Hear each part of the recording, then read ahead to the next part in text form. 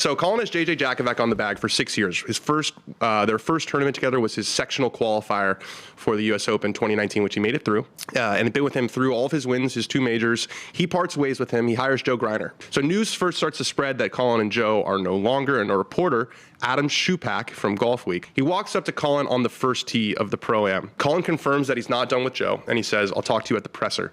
Schupak then writes a story not just confirming that he's gone, but using that quote, like, "I'll talk to you in a few hours, I'm playing at the Pro-Am," and then here was Colin at the press conference before the tournament. You know, I read your article that you wrote.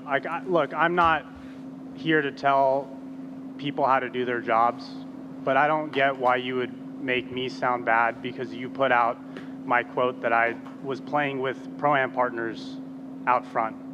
Those guys are paying a lot of money. They're very important to the community. They're very important to the Rocket Classic. And for you to put out a quote like that, to put me down and saying, hey, wait 2.5 hours.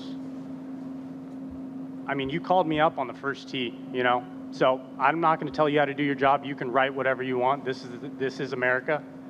But don't put me down like that because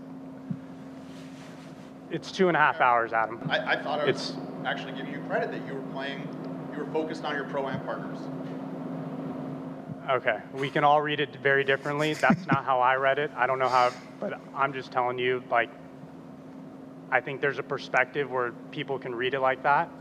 So I'm just going to leave it at that. So he's hypersensitive, given the Bay Hill and all the conversations that have been happening about his media. What I think he was angry about was not the fact that he came up to him necessarily and he said, yeah, it's true, whatever. It was that he included the quote in the story. Mm-hmm. Like, if I go up to someone and I say, hey, is this true? And they say, yeah, but like, let's talk about it later. I would just say it's true. I wouldn't use the let's talk about it later. Exactly. You know, like, that's a human interaction where you came up to him and he was like, I'm happy to answer your questions, but I'm not going to do it in this setting.